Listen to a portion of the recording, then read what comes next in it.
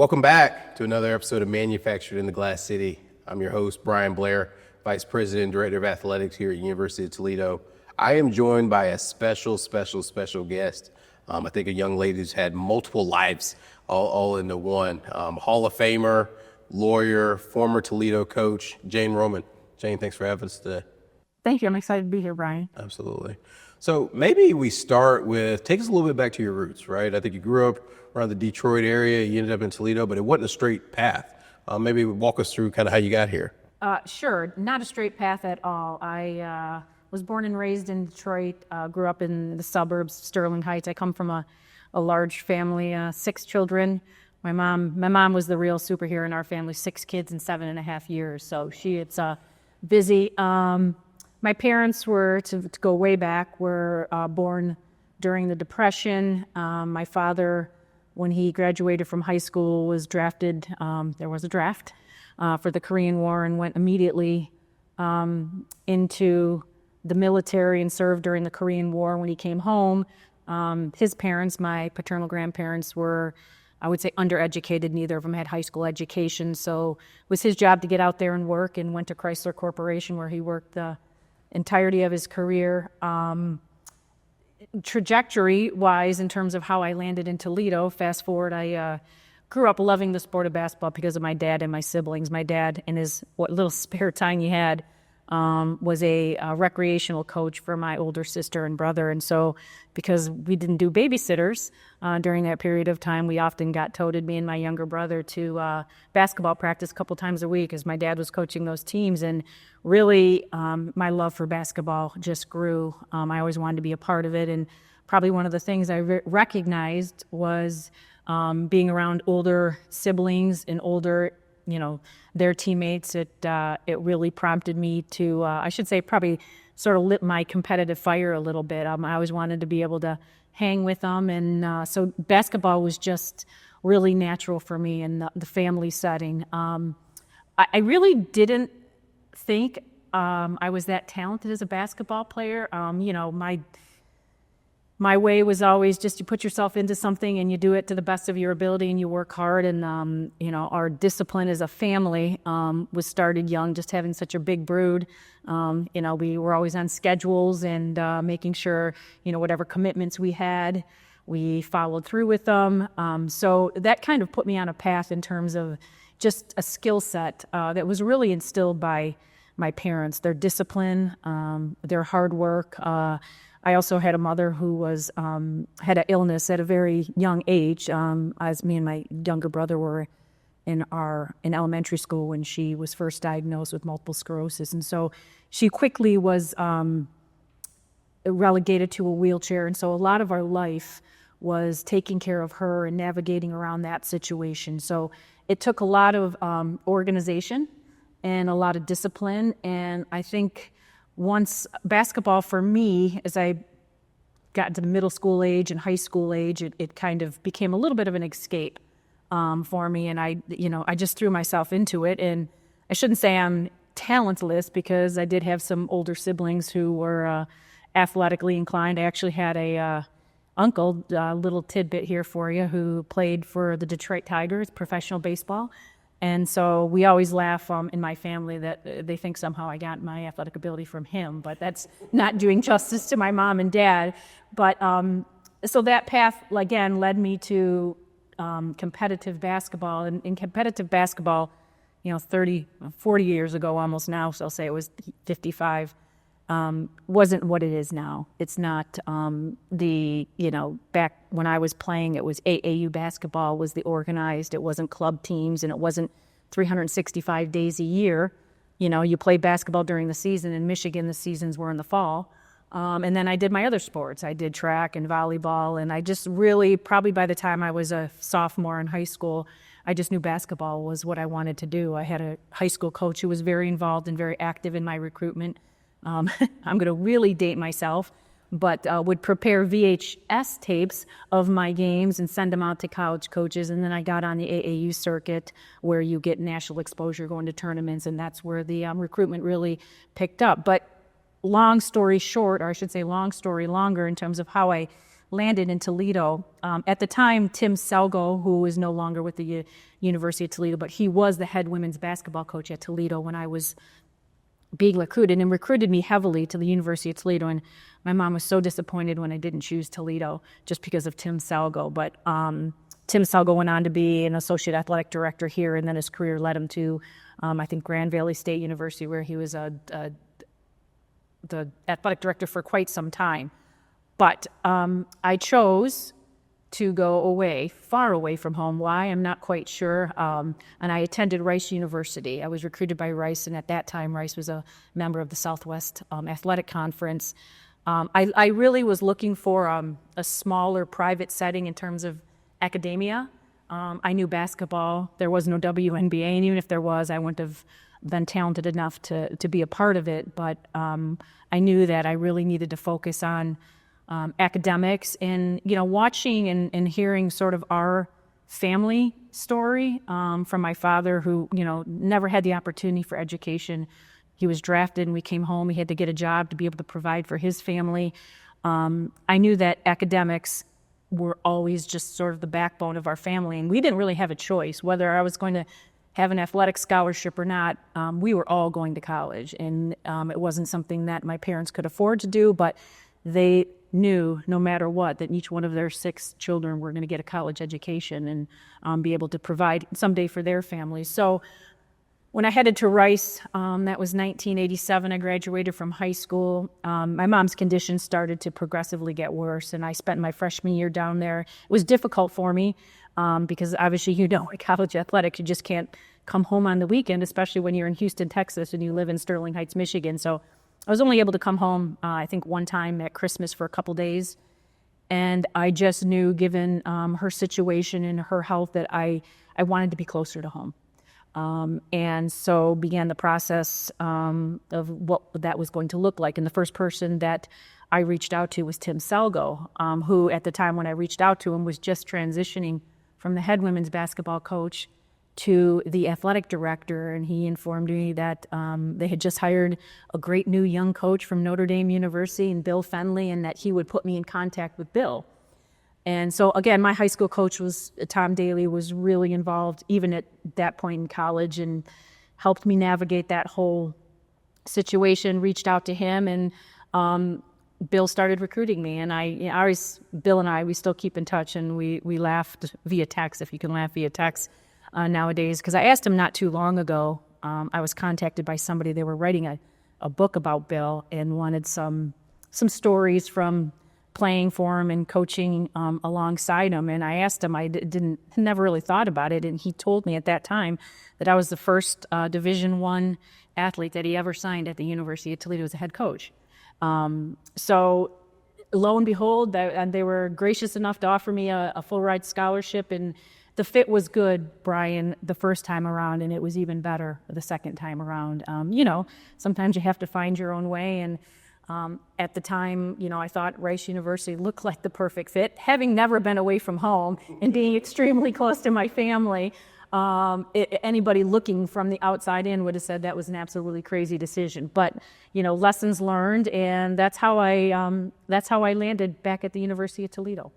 I love that. I think sometimes we talk about transfer portal, we treat it like this is modern thing. Well, student athletes has been transferring for a variety of reasons.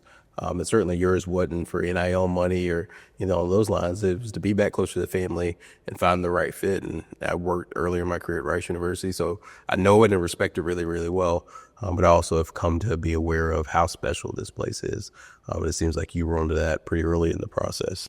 Very much so. I remember when Tim Selgo came with Shelley Applebaum at the time, who was his assistant coach, and she went on to be the senior women's athletic director at Michigan State University before her retirement. But I can remember them coming into our home for a home visit and me coming down for a campus visit. And there was just so much to love about the University of Toledo. And, looking back at the University of Toledo, when I transferred here in 1988, I had to sit out per NCAA rules for a year on my transfer. It was viewed more as a commuter school at that time. And it's transitioned to this world-renowned institution now that has so much respect, not just academically, but athletically. And for me to watch the transformation from, 1988 to 2025, it's been something that's always been very near and dear to me. And I know whether you ask me about it or not, my husband is a graduate of the University of Toledo, 1985. I'm younger than him by 50 years. He had a BBA in business administration, and we talk about it quite often. He came from Norwalk, Ohio, and thought he was going to get his education and go back home too. And, we've both set, our roots here, and he's been here since 1985, and I've been here since 1988. And it's been a wonderful experience, not just the university, but the athletic program. And, when you're a part of anything, whether it's a team, an institution, it really becomes a part of your fabric. It becomes a part of who you are. And I can honestly say the University of Toledo and the athletic department, in particular the women's basketball, is a part of who Jane Roman is. I've stayed connected not just through being an assistant coach, but I've been along the coaching trajectory of all the coaches that have followed after Bill Fenley and Mark Elin and Tricia Cullop. And it's been something that has given me more than I've given to it. But it really is, Scott and I talk about it quite often. It's just a part of who we are. And I'm happy that I'm at a point in my career to still be involved and try to give back in whatever capacity that we can, because I understand watching kind of from afar, or I always like to say my 30,000 foot view from above, you know better than anybody, Brian, it's changed. It's so competitive, and with NIL and the collectives and everything, it's just, it's always more is needed. And again, Scott and I haven't always been here, but we're in a position to be involved and hopefully in some small way give back. No, that's very much appreciated. And it was interesting. I was thinking, you mentioned VHS tapes as you're recruiting, and my tapes were on VHS too, so don't feel too bad. You can convert those now. Yeah, I've heard we've actually got one of our suite holders, John Day, that does that. And we'll probably do a standalone video. I'll describe to our current team what a VHS is and what it looks like. We'll do an Artifacts Day for our current roster. We'll get you guys up to speed. But as you think about those tapes and ultimately playing at Toledo, like, how would you describe yourself as a player? Ooh, a very good question. I hate to use such an overused term, but extremely competitive. But I that just didn't appear when I became a college athlete. I listening to my sisters and my brothers and sharing stories when we get together for family get-togethers, it was always like that, and it wasn't just me. Whether it was sibling rivalry, playing, we had a basketball hoop that was attached to our garage in the driveway, and playing, one-on-one. I was kind of, my two brothers. There's two boys in our family. They're bookends. There's 4 girls and 2 boys, and I was born right in between the 2 boys, which I think really helped me. If I wanted to do something or wanted to hang out with them, I had to go play baseball with them, or I had to go play basketball with them. And it just, playing against older individuals with experience, it kind of really toughened me up a little bit. And I also think some of the personal family experiences that we went through toughened me up. And I just knew, just from an early age, that, being competitive and the discipline that it took to be competitive, I didn't recognize it as an adult, but you take a lot of those things for granted in your youth, and it's not till a little bit later in life and where I'm at in life to look back and say, wow, that really shaped me, those skills, whether it was the competitiveness or the discipline. That's what did it for me. And so you transition from player to coach. We were talking a little bit off camera, just sometimes really, really talented players don't always translate to coaching because it's harder for them to teach it than it was to do it. But you were really, really successful. Kind of walk us through that transition. Absolutely. I was successful because of the people that I worked for, and that was my coach, college coach, which was Bill Fenley, the legendary Bill Fenley, as people say, now at Iowa State, and Mark Elin. I actually had, truth be told, I didn't really have an immediate intention of coaching women's basketball when I graduated. At the time, the University of Toledo women's program only had one full-time assistant. When I graduated in 1992, they just announced a second full-time position. And Bill came to me and said, "Have you ever thought about coaching basketball?" And I'm kind of single-minded sometimes when it comes to things, and I had this path, and no, I'm going to go to law school and I'm going to apply and study and do all that. He said, "Well, I really think you should take a look at this. I think you'd be good at it." He was very supportive. And, I was 21 years of age. They're giving me a salary of money that, wasn't a lot, but something that I've never had seen at that point in my life. They told me they were going to give me a vehicle for recruiting. And it was just, and he said, just try it. Promise me you'll try this for a year. And 1 year turned into 5 years and turned into the year finishing out Bill's tenure here as the women's basketball coach, and then Mark replaced Bill. But what I appreciated the most, and we could talk for 3 hours about the life lessons and the things that women's basketball in the University of Toledo has given to me, but those two individuals in Bill Fenley and Mark Elin also shaped me in terms of just everything, all the good that comes from competitive sports, whether it's, back to discipline and the competitiveness and the schedule. And they just really showed me how to do things the right way. And I truly believe that there's no better experience in life than being a part of a team, whether that's a college athletic team, your family team, your spouse, your partner in life team, whatever that is. And all of those intricacies that they were so good at not just teaching, but showing and understanding when you have a team and you do things the right way, what you can achieve and what you can accomplish. And I will forever be grateful to the both of them, because again, I was watching and listening and trying to learn and soak up as much as I could. And the things that they have taught me and that I've taken from this program and from the both of them, I attribute, my success in my profession to the way that I was shaped by their presence in my life. Yeah. And let's talk about that profession. I led off with a joke of you've lived a handful of different lives, right? I think most of us will not be Hall of Fame Division I basketball players. Most of us won't be NCAA champion level basketball coaches. And then most of us won't be full-blown attorneys and highly successful at that. But you made that transition and went to law school here at University of Toledo. Just kind of walk us through what was behind that transition. Sounds like you had kind of an interest even before you got into coaching, but what that's led to and what lessons you apply.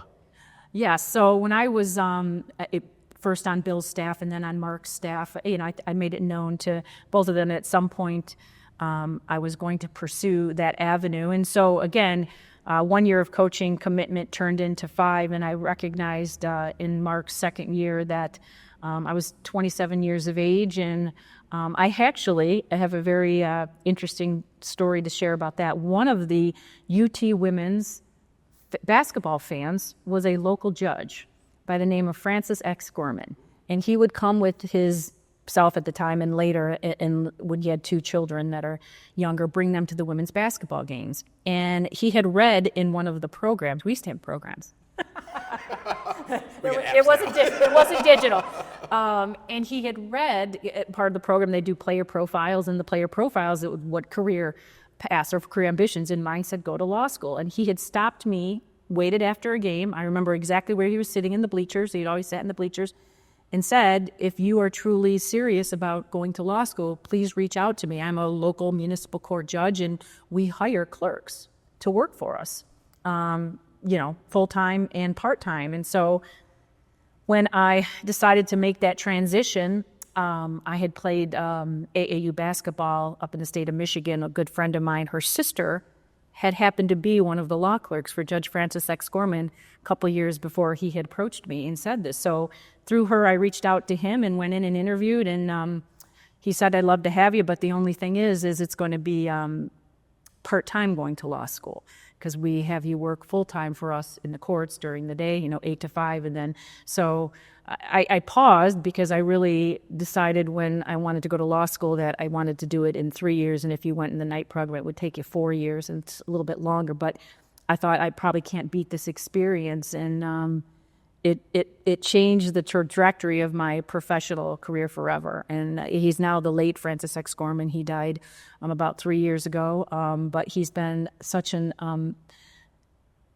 integral part of my life. He married Scott and I almost 11 years ago, and I've maintained contact with him and his young daughters who no longer live in this area. But it became a lifelong friendship. And watching him, and I really, when I started law school, I used to think it sounded cool if you tell people you want to be a patent attorney. I don't think I could tell you what a patent attorney was. I may not be able to tell you what one is now after almost 25 years of practicing, but I used to think that, that sounds really, patent attorney. Well, when I went to work for Judge Gorman, he really opened my eyes to not just, when I say the world, but locally through the community. And that court in particular, the way our system is set up, really deals with the masses of humanity and a lot of marginalized groups. And watching him on a daily basis really, really lit my fire for wanting to be in the courtroom and be a litigator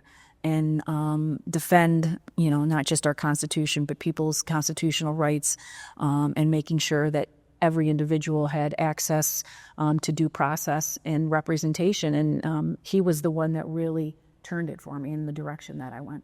Yeah, I love that. And as somebody that went to law school but certainly didn't practice, I'm fascinated by this journey, because in my mind, if I'm having a rough day at work, I say, I could be a lawyer right now. I picture you entering the courtroom as game day, and you've done all this prep and practice to get ready for game day, and then lights are on and you're going. But you tell me, is that right, or is that a stretch? 100% right. And, I used to get nervous in college before games, and I still get nervous before trials. I think if you don't have those butterflies and that nervousness, I'm always been one for preparedness. Learned that through my family, my parents, learned it through the playing for Bill Fenley and coaching for Bill, and then for Mark Elan, that you can never be too prepared. And those habits and those tendencies that a lot of people take for granted don't often get to see them play out in real life. And I do, and the stakes are a little bit higher. Not that winning and losing aren't high stakes in college athletics, but my losses look a lot different. My losses could end up in people losing their liberty and going to jail or prison for long periods of time, and just the complete destruction to their families. I really believe that people aren't innately good. People do bad things, but that doesn't make them bad people.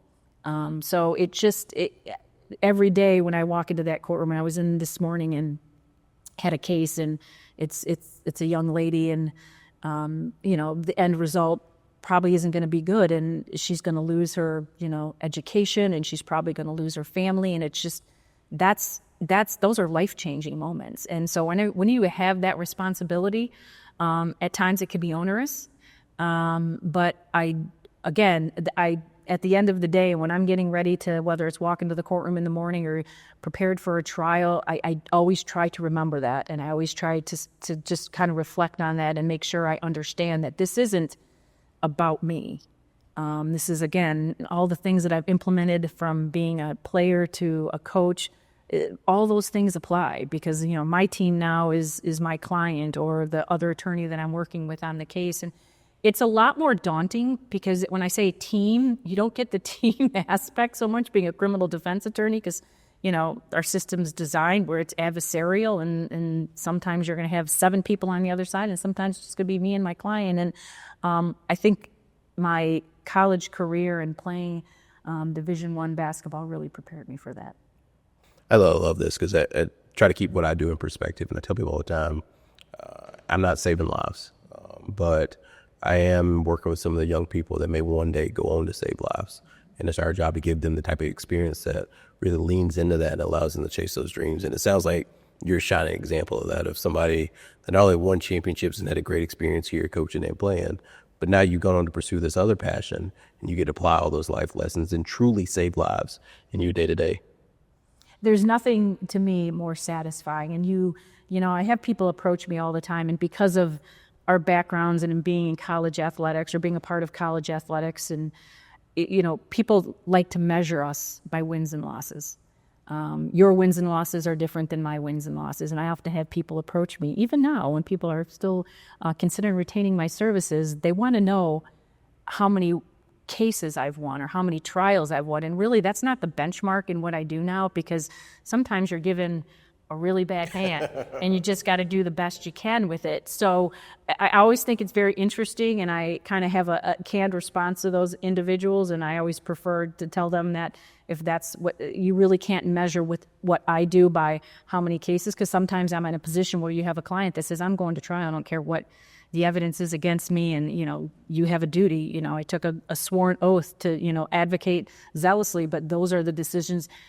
I don't get to make some of those decisions, just like playing competitive sports or basketball. I was a part of a team, and what offense we ran, or whether we pressed, or those were decisions that I was making on a day-to-day basis. Those were being made by the coach and then being implemented through us. But the transition for me, which at times has been difficult, is some of the decisions that are critical, and not just when I say life-threatening, meaning taking somebody's liberty away.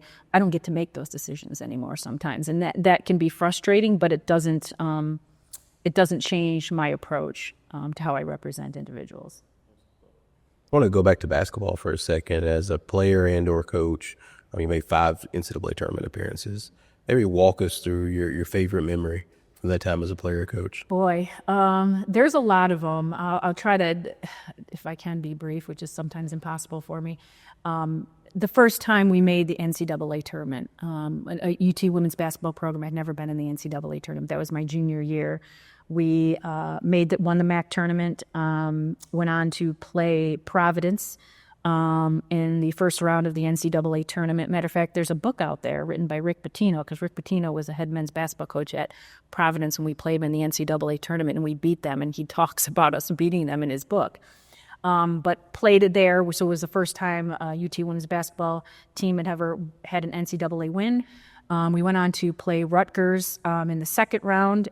We lost to Rutgers, which Teresa Grentz was the head women's basketball coach. She was the Olympic coach that year. Beat them resoundingly at their place.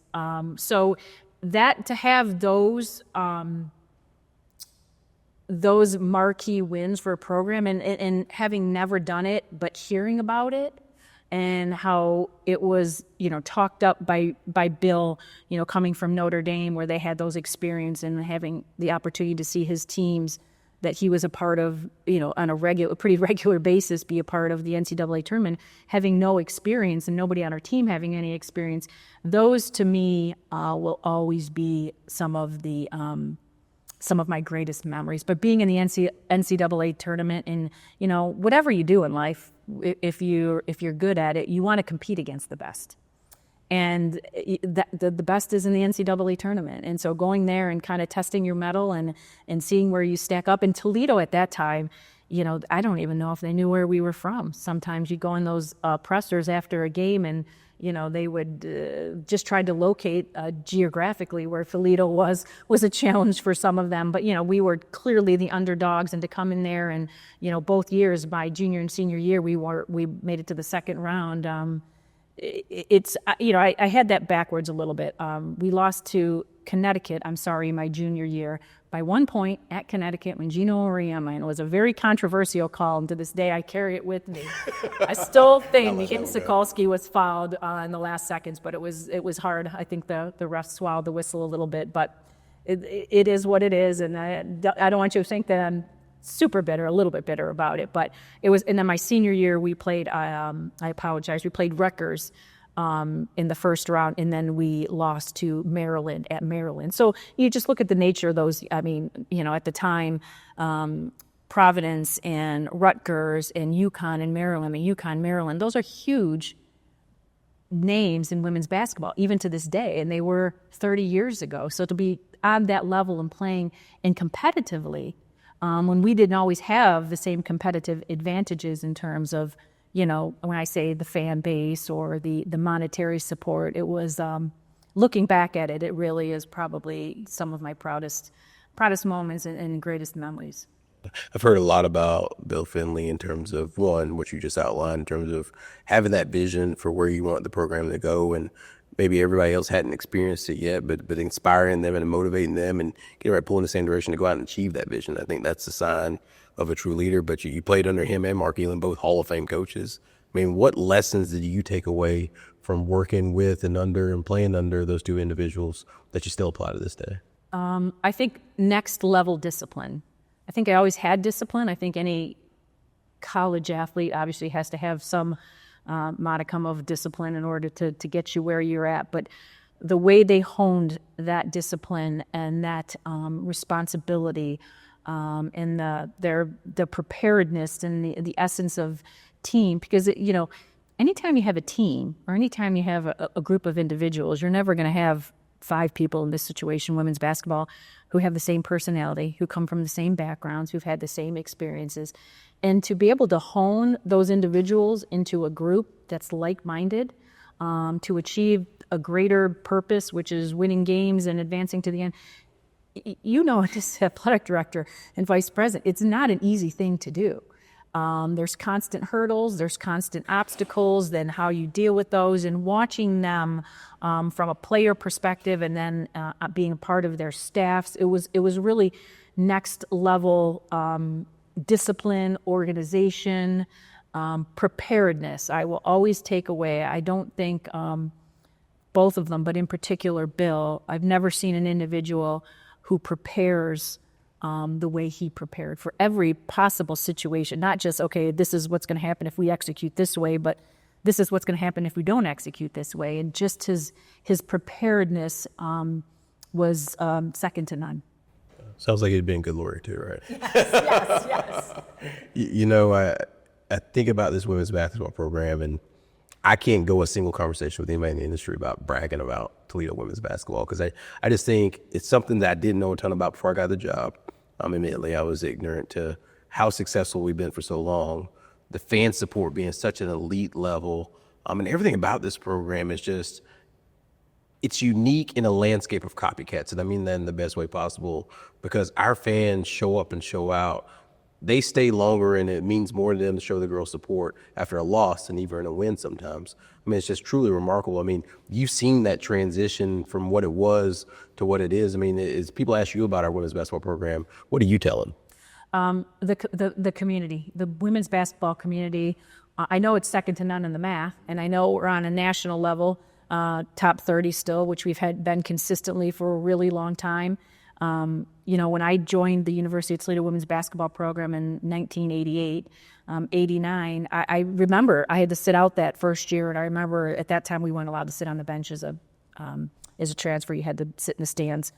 And you could count, 50 people in the stands. And the person who was at the reins, obviously, at that time was Bill Fenley. And getting into this community, we have, as you know, I'm preaching to the choir here, we have a wonderful community, not just athletic community, but the city itself and the support. I think we have a really unique situation. I have a lot of still friends who are in college women's basketball as head coaches in major metropolitan cities, and have, I'll use Maryland as an example because she's a dear friend of mine, Brenda Fries, and I know they have good attendance, but when you're in a major metropolitan area, there's 25 other things to do, not just professional sports, but just a lot more activity. It's hard to get people. And Bill, when he came in, made it a point. I remember part of our community outreach was he would take us to nursing homes. And we would meet and spend, bring them lunch and spend time interacting with them. And he connected with people and got us to connect with people and develop a relationship. And from that relationship, people wanted to come and see us and support us. And once they saw us, or they saw what a good product it was, and then it ballooned from there. But watching where it's been 30 years ago to where it is now, in that it's, when I say static in the sense of it hasn't dropped off, it's continued to grow, is something very near and dear to me, because there was a time, and people laugh, I was part of the the years when we played before the men's basketball games, where the men's and women's played on the same day. We'd play at 5 o'clock and they would play at 7 o'clock. So we would get some fans who would trickle in maybe at halftime of our game in preparation for the men's game to watch us. And just the community outreach that happened during those years, which obviously I know is still a big part of college athletics today, but to watch it go from, 50 people in the stands to, averaging, over 5,000 fans a game. It's been wonderful. It's the product. It's the product that has been not just Bill Fenley and Mark Elin and Tricia Cullop, but Ginny is, I'll tell you what, she didn't come into an easy situation. Filling somebody's shoes who's been uber successful is not, I think, is one of the hardest jobs to do. And she's done it with flying colors. And again, transition is never easy, and you're going to meet your roadblocks. And what she's done and what she's been able to do since she's been here, as I think our future is very, very bright. And I know that a lot of people in the community, me and my husband being a part of that, are really excited. Yeah, I appreciate that. And you talk about women's basketball here at Toledo, but let's take a step back and the broader emphasis around women's basketball nationally, and I would say internationally right now. It seems like attention and attendance is at an all-time high. I think most of us, myself certainly included, believe betting on women's basketball now is a good, smart business move in addition to just the right thing. What do you think of the last couple of years? And certainly Caitlin Clark's a big piece of that, but I think it even feeds off of Caitlin into the broader program. I do. I think the exposure that these next generation athletes have brought to the game have been tremendous.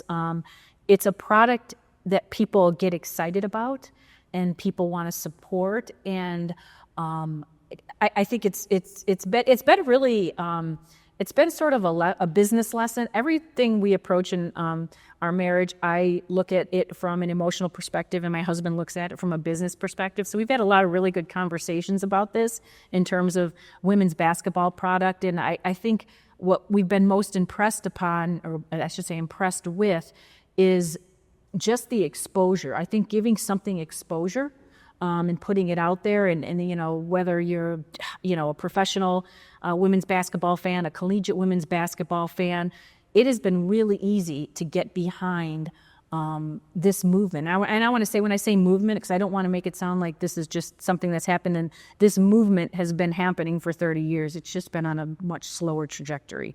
But I think the television, and now with the NIL and the ability, for student athletes to, earn some type of income, it's forever changed the game. And I don't think we're going back. I don't think we're going back. I'm a little jealous. I was like about Barnum 30 years ago, but that, but no, it's just tremendous. And again, I'll tell a unique story about that question, Brian, because when I first met my husband and we started dating, my husband wrestled for a year at the University of Toledo as a college wrestler. And, wrestlers are a different breed. And so when we got together and started dating, I started bringing him to games, and he had never had been to a women's college basketball game. And he fell in love with it. And maybe he was trying to, still whoop me a little bit. But to this day, he's kind of put his money where his mouth is, and he's become a huge supporter. And but because he understands the game, and he understands the talent, and he understands what goes into it, and it's no different if it was a male sport versus a women's sport. It's a tremendous, I think we're starting to get, again, next level exposure because of, media and everything that's out there in terms of that's pushing forward women's sports, but that hasn't always been there. And I just think the exposure and getting people here, and, whether it was Bill Fenley or Mark Elin or Tricia Cullop or Ginny Bogus now, getting people in the stand and showing them that product, you get hooked. You get hooked. We were actually, this has turned into a marketing 101, right? Because you talk a little bit about Bill and getting the young ladies on the team out to the community, forming relationships where people want to cheer for you beyond the jersey, I would say, right? They want to cheer for you, Jane Roman, the person, more so than Jane Roman, the basketball player. And then once they got close, they got hooked. And whatever it is that brings you close, like you did with your husband, once you experience it and you give it time, you get hooked. And so much of our evolution has been detangling women's basketball from men's basketball and separating the two. And you mentioned earlier, no longer playing right before the men's game is almost, for lack of better words, the preview or the entry or the appetizer, I should say, to now, how do we detangle all these assets, right? How do we pull apart courtside seats? How do we pull apart suites? How do we pull apart sponsorship? Women's basketball has its standalone value right now, separate from the men's, but no much lesser, right? And I think that from a business standpoint, as I think about how we drive more revenue to enhance success, we're thinking about those things within Toledo Athletics of how we separate those things. But also, I dare anybody to spend 2 seconds with one of our women's basketball student athletes and not fall in love with them. You can't do it because there's such remarkable young ladies. There's a humility there. There's also an elite athleticism and confidence that you're seeing that I love for my little girl to watch our team and see what that looks like and hopefully be inspired by what you and others have built over time. So thank you for that. As you think about you and your husband, you've been supporters of the program in a variety of ways. We've got a number of individuals watching this. I mean, what message would you give for anybody on the fence about whether to support women's basketball? It's a no-brainer. I mean, the University of Toledo women's basketball program has given more to me than I've given to them. It's the intangible things that people don't realize. Yes, there's opportunities for giving and to support in financial ways, but again, back to what a shapeshifter this program and this community has been for me, and believe it or not, my husband. I don't know where to even start or where to begin because it really is the community. It's a sense of family, a closeness, a relatability, and a sense of access to. You just spoke briefly about, after a game and individuals coming down. I didn't have those opportunities when I was growing up and watching. There was hardly any. The only women's basketball game that was ever on TV was the national championship game. During the Pat Summitt era. And so it just was an accessibility thing. And I think once people have access to that community and have the opportunity to meet the individuals, the players, the coaches, there's a connectedness. And I think once that connectedness is established, who doesn't want to support that? It's a feeling of community. It's a feeling of, every program that I've been a part of, whether from a player to a coach, it's belonging. I mean, if that's something, there's a lot of bad things happening out in our world today, probably more bad than there is good, but to have a sense of belonging or to have a purpose, and if that purpose is coming to support the University of Toledo women's basketball program and what they're doing, what better thing could there be? What better thing could there be?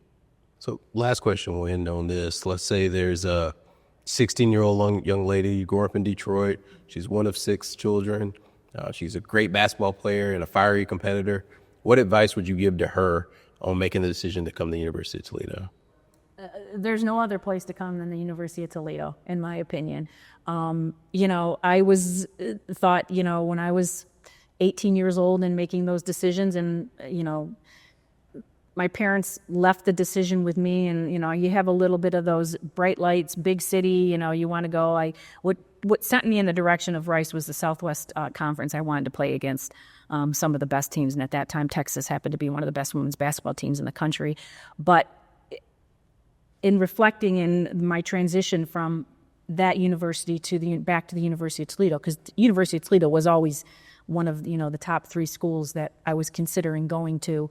I just when I came here, and the community, and again the connectedness and what was being established and the fan base, and I wanted to play and I wanted to compete in an environment where we were supported and we were appreciated, and that's been that way. Or that's been like that for over 30 years here at the University of Toledo. And I'm proud. I really am. I don't boast about very many things in my life, but I'm proud to have been a part of that, some small part of that. And again, our roles are different now, but I still take a great deal of pride, and I get so much joy from watching this team and this program continue to just level up. And it's been any young person who wants to go, I wanted to play, I wanted to compete, and I wanted to win. And this was the place to do it. Jane, for me, you're on the Mount Rushmore of Toledo women's basketball. I mean that. I mean, as a player, as a coach, and now an avid supporter, and you're always there and you're always supporting. You were one of the first calls I made when Coach Cullop left for Miami, and what do we need to look for? What am I missing? And you were spot on with your advice then, and you're spot on telling your story now. Really empowering this next generation. I really appreciate it. Thank you, Brian. Absolutely. Thanks for being with us. So that's another episode of Manufactured in the Glass City. I'm your host, Brian Blair, Vice President and Director of Athletics at the University of Toledo. We'll see you next time. Go Rockets.